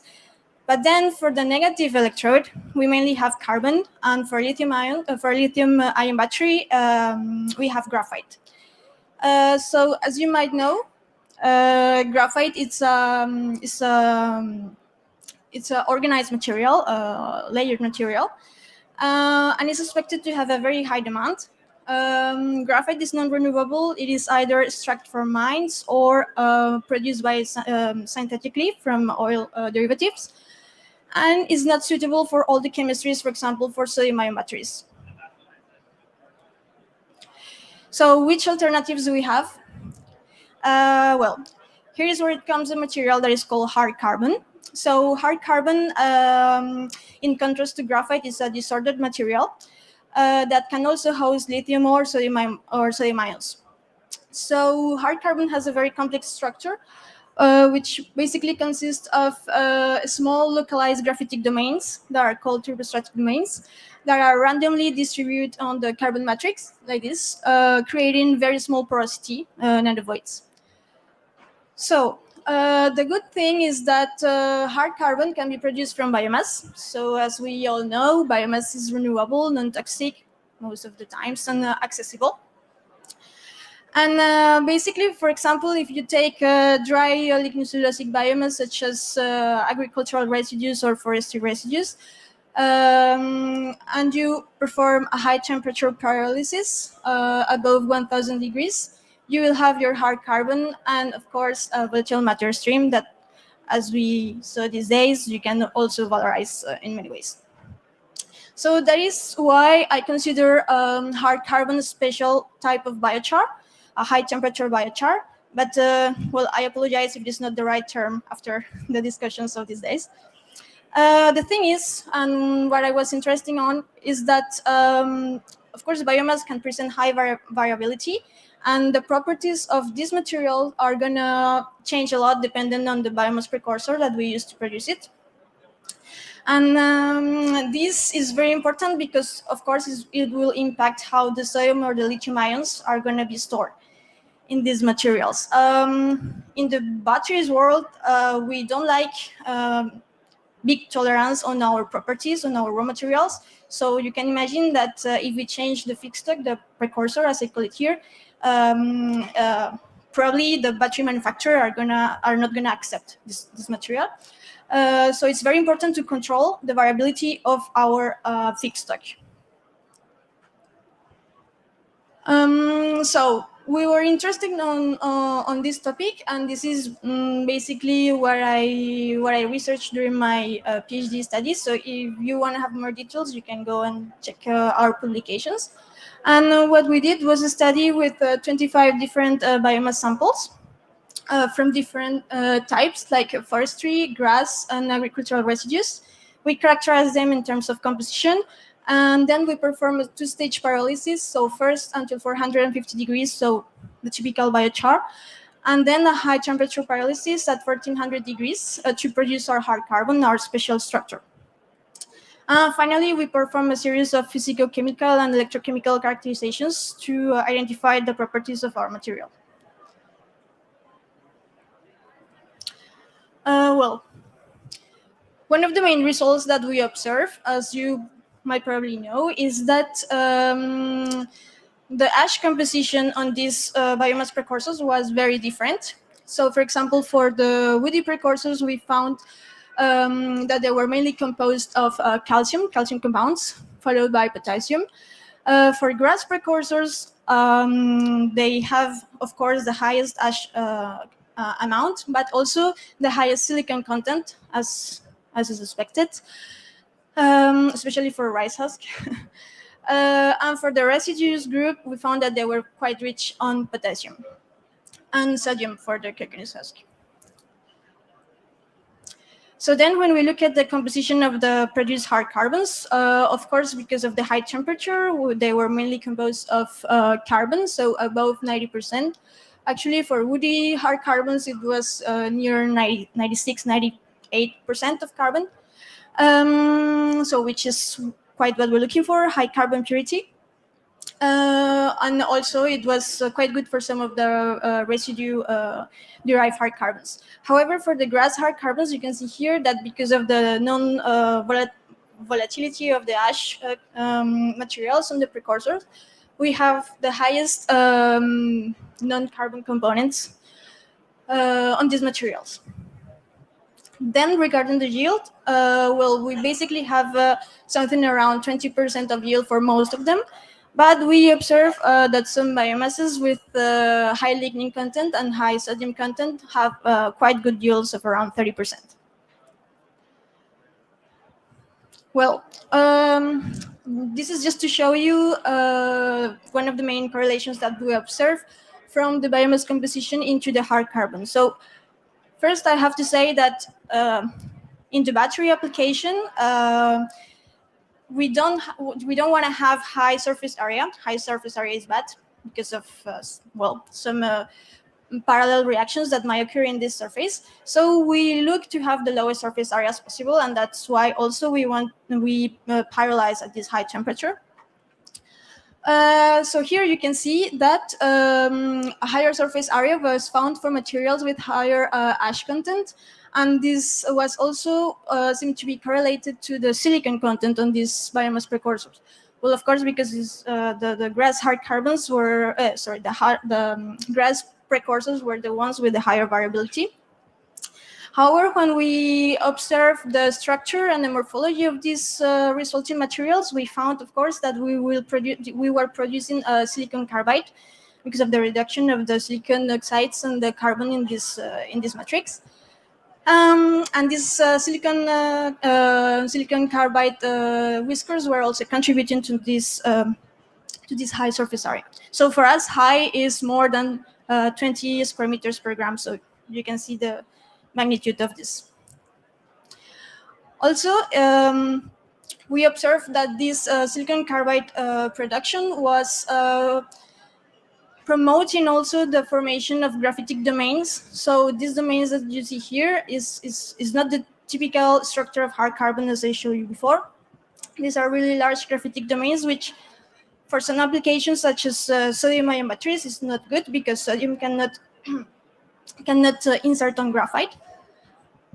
And we observed that this was correlated to the silicon and calcium catalytic effect from the biomass.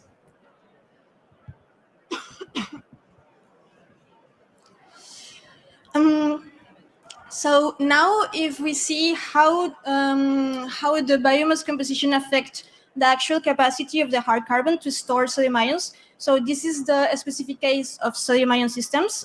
So for lithium ion, I haven't looked at before. Basically, what we have to have in mind is that the oxidation or reversible capacity is sort of a quantification of how much of these ions I can store on my material, which the higher the better, of course. So here you can see also that it seems that a higher ash content in my biomass precursor will decrease this storage capacity. But however, here for low ash precursors, there is no clear correlation. Of course, the higher the carbon content on the biomass, the higher the storage capacity. Basically, because we are going to have a higher purity carbon and, of course, more active sites for this storage to happen. Then, if you see here, you can see that again, silicon content seems to be detrimental for this storage, of course, because it is the main component of ash in the grass hard carbons, and also because it is related to a higher surface area, which also the higher surface area, the lower the capacity. This is mainly because the silicon carbide that we produce is basically inert to the storage phenomena. And also we're going to produce this surface area that will promote other reactions such as the solid electrolyte interface formation that will irreversibly consume your ions, so will lower your storage capacity. So basically, what is important to have in mind is that the ash content in biomass is critical for the final performance of your hard carbon. So basically, because we will have a lower carbon purity, we will produce higher surface area hard carbons. There are going to be parasitic phases such as silicon carbide, and we could promote graphitic domains formation. And also, I didn't mention it here, but we also observed that some calcium or potassium related compounds could lower the amount of defects on the material, which is also detrimental for the storage capacity. However, the good news is that low ash hard carbons like woody biomasses and some agricultural residues presented quite good performances.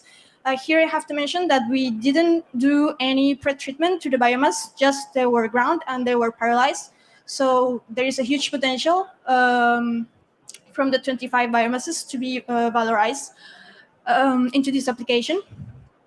And well, just to mention that we were quite expecting to identify the role of the macromolecular composition of the biomass in the final hard carbon properties, but either for the higher yield, we didn't observe any impact. But this should be further studied. And finally, just one word for the lithium-ion systems, because lithium-ion batteries are a big deal, and as I showed you before, they are developing very fast and very widely, especially in Europe. I think there's a huge potential to use this material on these systems. For example, because we all want to charge our batteries fast, right? If we have an electrical vehicle, we don't want to wait 1 hour or 1 hour and a half to be able to start again. So it will seem there are some studies that said that if you blend hard carbon with graphite, which is the typical material, you can boost this fast charge properties. The good thing is that, of course, this will be compatible with the existing manufacturing processes, which doesn't, let's say, it will be easier for the manufacturers to implement it. And also what I recently found, silicon oxides are also a material that is very researched on the lithium-ion battery industry, because it can enhance the capacity of the anode of the active material. And I recently read an article about some people producing silicon oxides, carbon composites from rice husk, actually. So this will mean that these biomasses with high ash content, mainly composed of silicon, could have a very well, those were the biomass precursors. Yeah, so these very high ash content biomasses could have a very high-end application with the proper pre or post treatments. So yeah, that was it. And I just wanted to acknowledge the people found in my research. And yeah, if you have any question, please.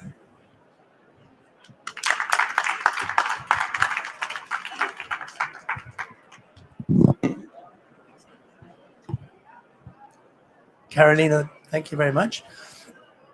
I think the audience, stand away from the speaker. I think it's clear we have a two-stage process. So we're not talking about biochar. So we're not talking about biochar. We're talking about hard carbon with a two-stage pyrolysis process. So the question of nomenclature is clear from the beginning. So that's good for everybody. Questions then? Do we have some questions, please, on this interesting topic? It's possibly quite new for a lot of people.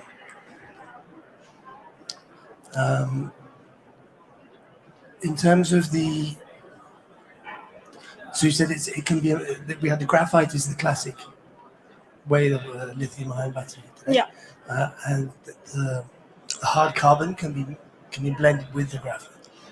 Could be, yeah. Could be. And what would be the percentage possibilities? Or it depends on, what would be well, honestly, it will depend on how will you design your battery and which type of performance you want to get from it. So it can vary from, I don't know, very few, like 5% to more than 50%, but it really depends.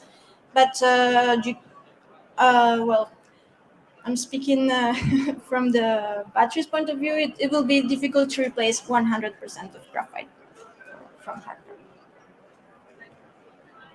Okay, but 50% is already a big step. Could be. Right. Yeah. Okay. Okay. It's not a very developed idea right now.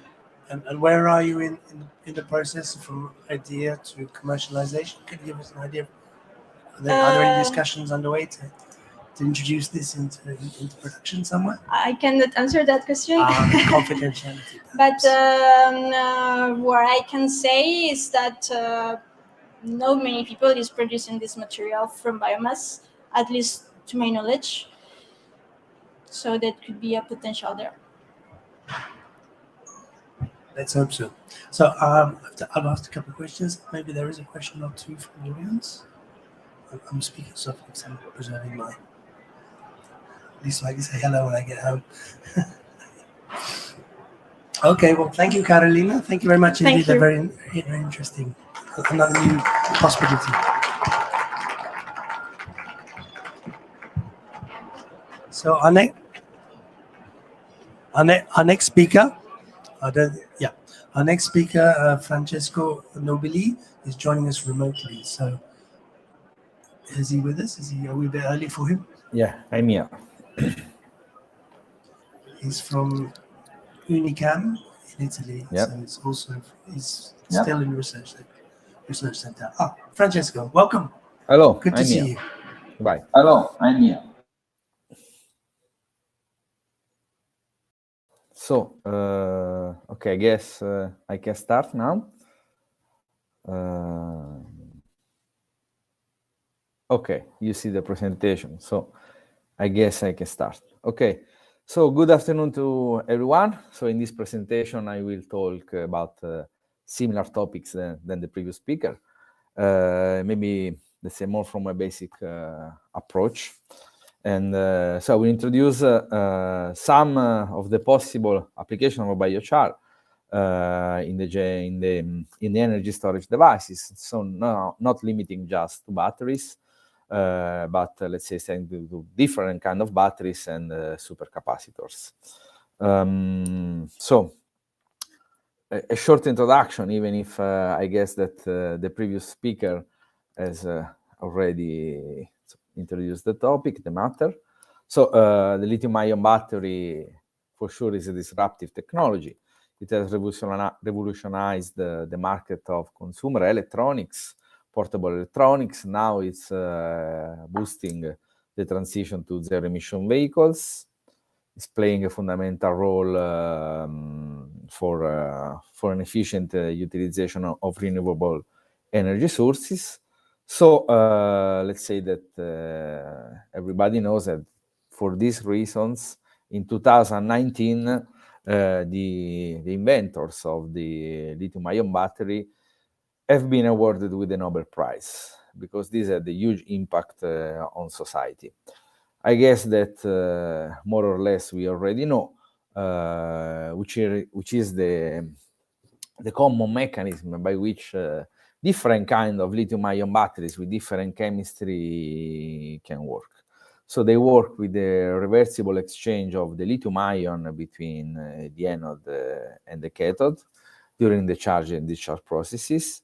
And together with this, there is a flow of electrons which can be used on an external circuit and generate electrical energy. Now, the main components are copper and aluminum as current collectors, common two insertion materials at anode and cathode, and particularly at the anode we have graphite.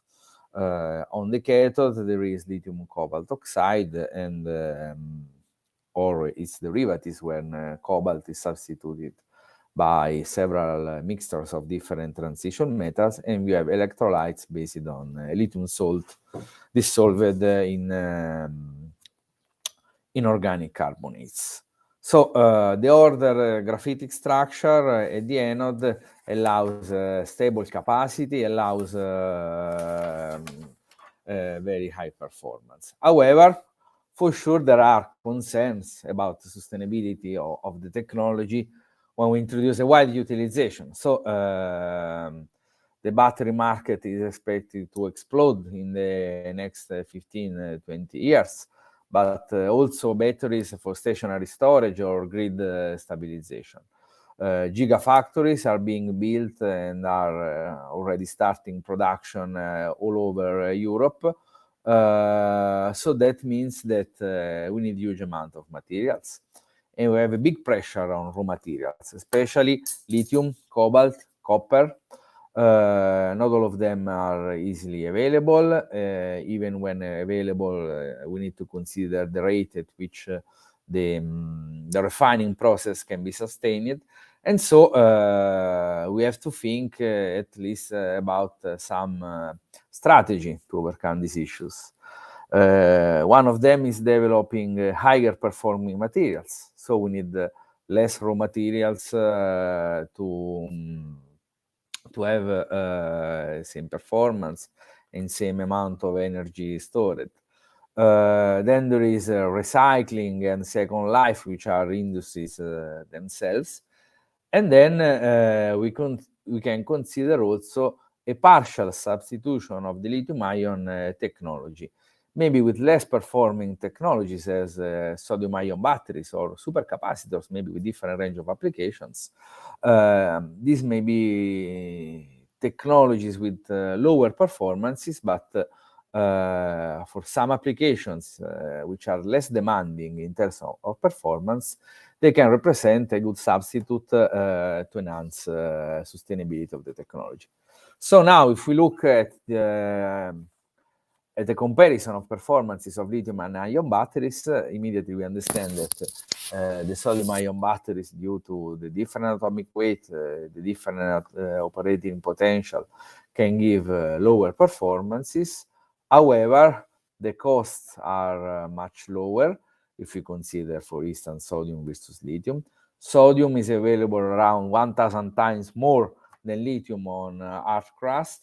And in addition, using sodium batteries can allow to avoid the use of the copper current collector at the anode, which is also another factor which increases costs and poses some concerns about sustainability of the technology.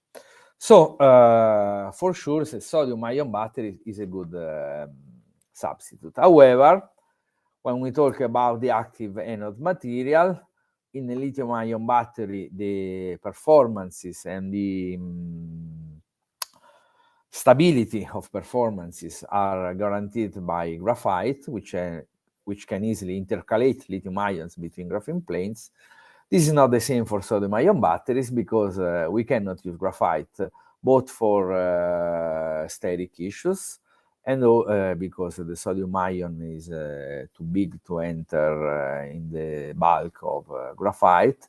So just an edge intercalation is possible, but also thermodynamic issues because some sodium plating can occur at similar potentials, and this could allow some danger and some risks. So we need substitute carbonaceous materials, and as the previous speaker has already introduced, R-carbon is the best candidate, okay? So R-carbon is maybe a different name than biochar. We could discuss about it. Why R-carbon? Because it is a disordered structure with a high surface area, a large number of defects and edges available for some intercalation. So the sodium storage and the charge storage can occur by using both electrostatic interactions and bulk intercalation. This is confirmed by the common charge-discharge curves, and the main difference between R-carbon and soft carbon is the cross-linking between some of the graphene planes, this hinder restaking of carbon to graphite, and so let's say that the electrochemical performance can be maintained in a larger for a larger number of cycles.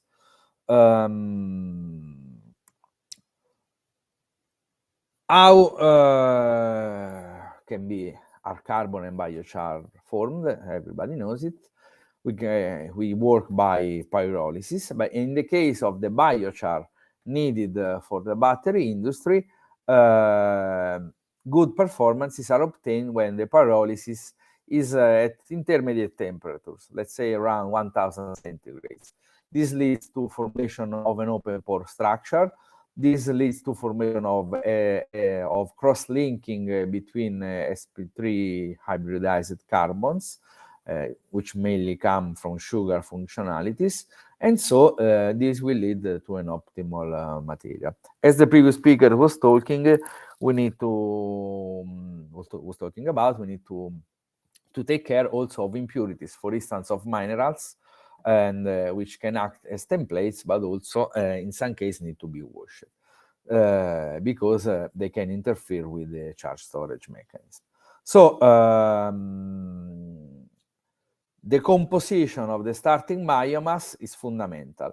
And lignocellulosic biomass, so for instance, that derived from food waste or from forestry waste, this can be very useful. In our approach, we try to use waste. Not to use dedicated farming for growing biomass, but using waste biomass. This in the aspect of sustainability.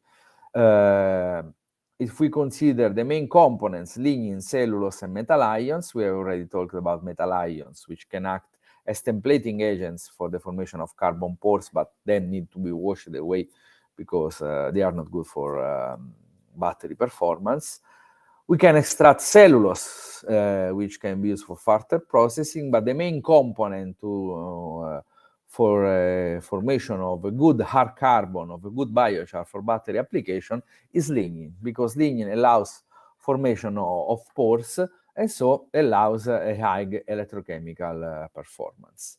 So in our case, we have developed a quite easy synthetic strategy, which is quite common. So drying, then acidic activation and washing. This allows breaking of biopolymer structure and washing away minerals, as for instance potassium and other ions, and then a pyrolysis at intermediate temperatures for around 6 hours. This yield a final carbon content which is around 20% of the starting biomass.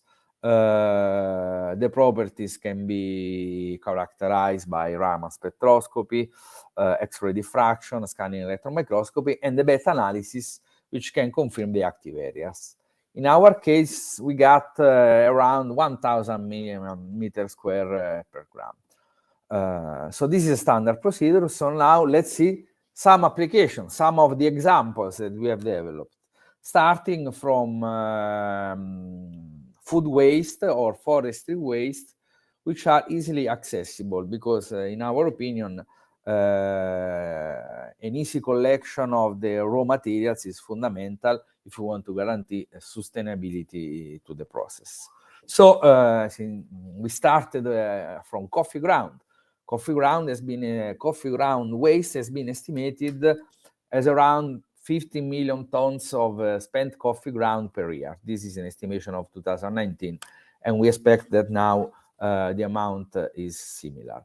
Why coffee ground is good? Because it is, let's say, widely accessible.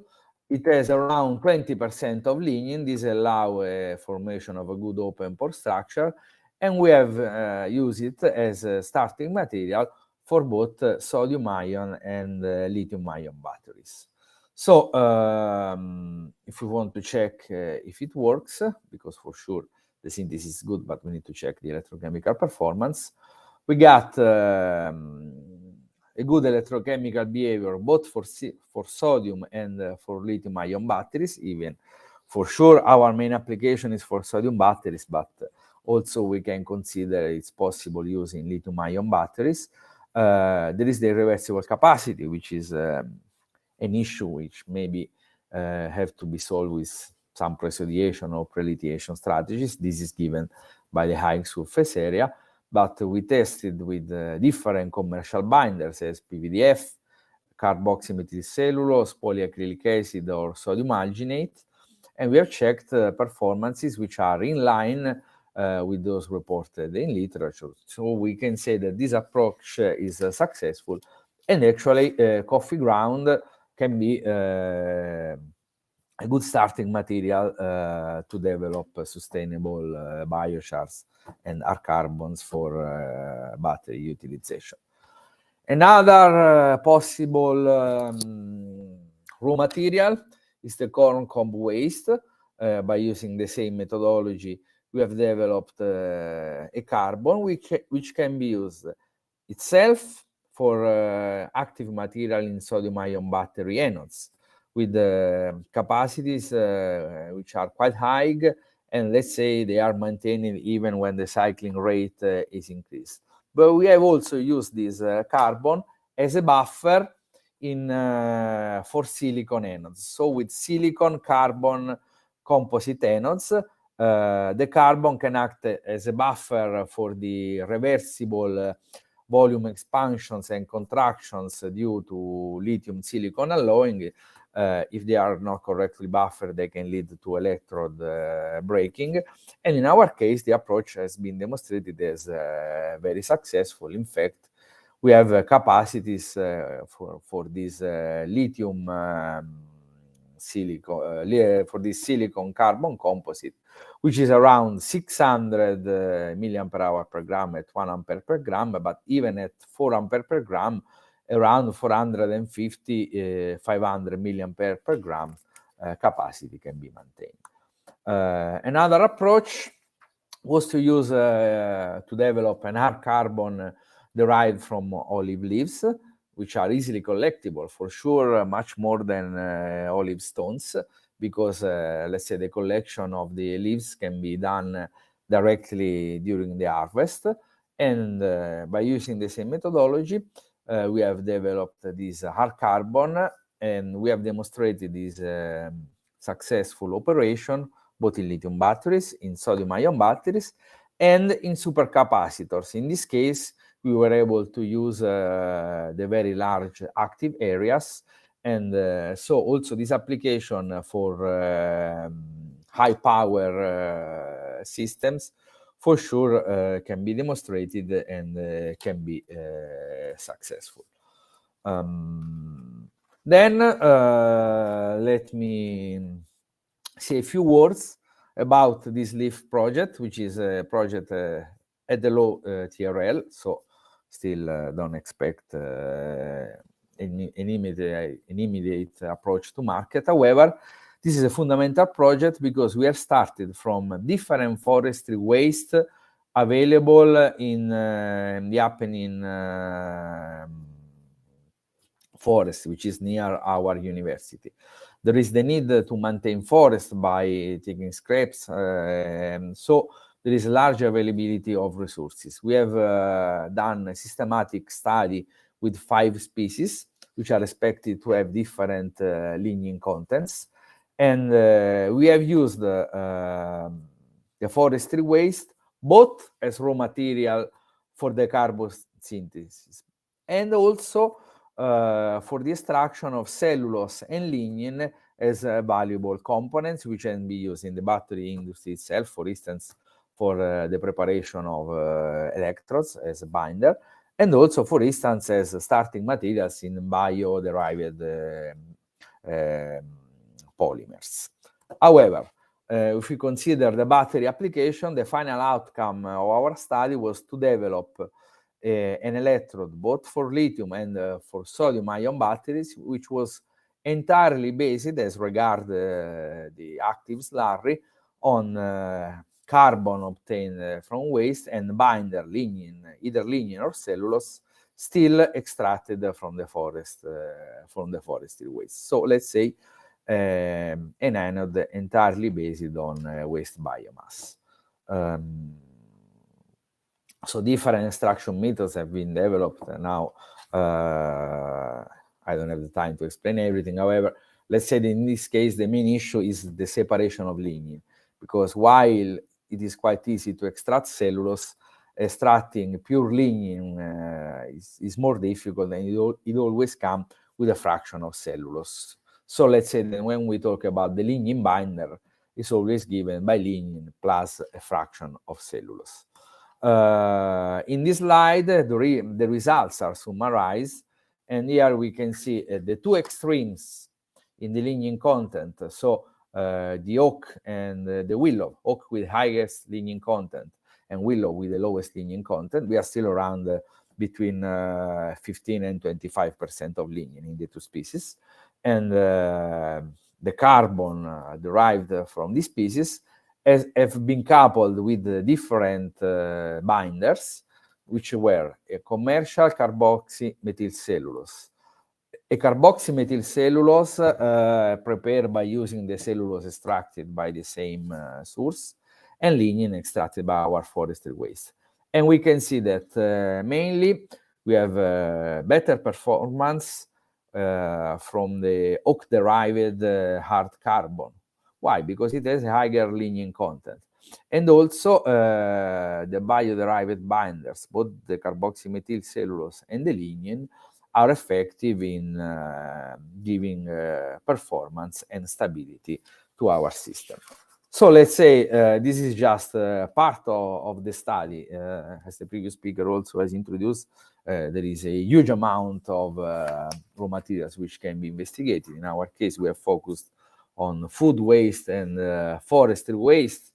And we can summarize the result that we obtained by saying that for sure pyrolysis is suitable to obtain carbons with the desired morphology, and the high lignin content is the best way, the best raw materials to have an effective carbon. As regard ions, for sure the templating roll can be useful, but we need to wash them by acidic or even with water treatment, which would make the process even more sustainable. Several multiple energy storage applications have been proposed. So let's say this is a quite versatile material, but then we need to focus on some of the possible issues. One of them, introduced also by the previous speaker, the reproducibility of the raw materials, so of the feedstocks and of the products prepared. And finally, if we consider that the pyrolysis is the main step in the synthesis of these carbons, in order to assess the sustainability of the entire process, we need to consider the energy cost, the yield, and the value of the products obtained. So, for instance, a lower energy pyrolysis could be a better choice to be developed to obtain still good performances, but with higher sustainability. And also, we can consider that the starting feedstocks can also be used with possible and even complementary alternative uses, as for instance, extraction of valuable components as cellulose and lignin that we have demonstrated they can be applied successfully both for the electrodes preparation and for the synthesis and preparation of bio-derived polymer materials. So thanks for your attention. If there are any questions, I'm here.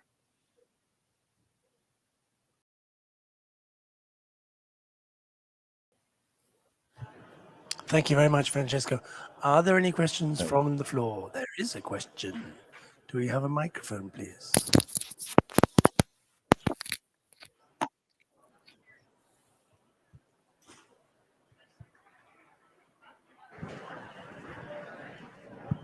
Hello.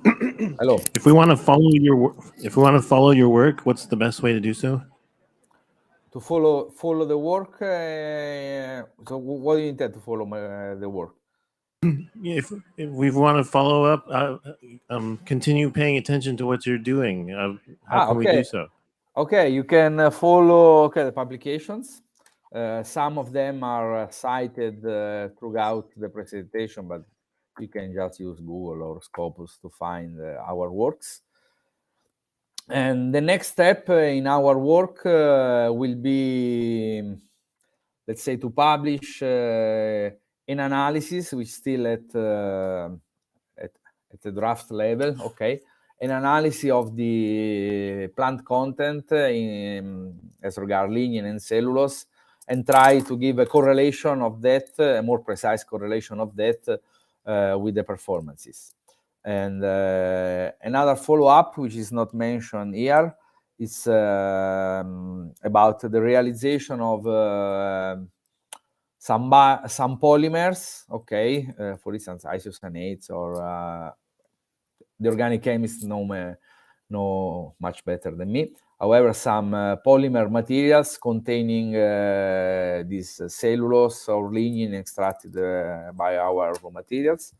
And there is a paper that's been accepted today about the use of this corn cob derived carbon for sodium-ion batteries. But for sure, the most important key point to be developed is try to optimize processes to get pyrolysis at lower temperatures. So maybe in different atmospheres or some different approaches. We are collaborating with CNR with that, and possibly we will go out with some results. Another question? I'm just going to pop a question in there for you, Francesco. How does the introduction of pyrolyzed biomass or biochar, lignin, hard carbon, how does this influence the recyclability of batteries? Okay. And how they're treated after, they're treated afterwards, end of life. I got it. Okay. As regard recyclability, let's say that the anode usually is okay. I wouldn't say it's more difficult to recycle, but let's say they usually graphite and carbon are not very valuable components. Okay, so usually they are in the black mass, and for instance, with the recycling processes, which are most common now, which is the pyrometallurgical processes, they are burned away. But we know that in the forthcoming years, the pyrometallurgic recycling will be abandoned to give for hydrometallurgic or direct recycling mechanical processes, which works at much lower temperatures, so with lower expenses. And for sure, also attention, I will pay attention to the binder, because in our case, we use a binder derived from biomass, and it's natural, cellulose or lignin, as an alternative, for instance, to PVDF, which is fluorinated. So the use of PVDF now poses some concern, both during the production of batteries, because solvents are required, pumping systems, and so on. And also for the recycling, because in the end we have we need to dispose some fluorinated compounds. So let's say the more than focusing just on the single material, if we focus on the overall production process by using bio-derived active material, binders, and so on, for us, is the key point also to improve sustainability of the recycling, which for sure is the main, in the next 20 years, is mandatory recycling of battery, because they will fill the gap between the raw material requirements and the raw material availability.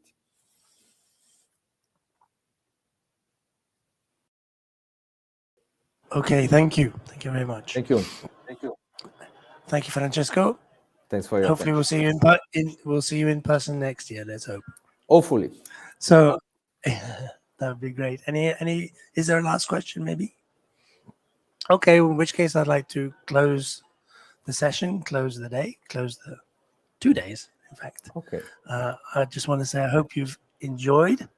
Well, I'll start by saying I hope you've benefited, that you've learned something, that you've expanded your knowledge, that you've met people that you wanted to meet, that you met people you didn't know you wanted to meet, and now you want to meet them again, that the event has, really given you something to go away with and work on, and that you have enjoyed it. So thank you very much for coming. So for some of you, it was a bit tricky to get here, but you held true, so we appreciate that very much, and hope to see you all again next year. Thank you very much. Bye-bye.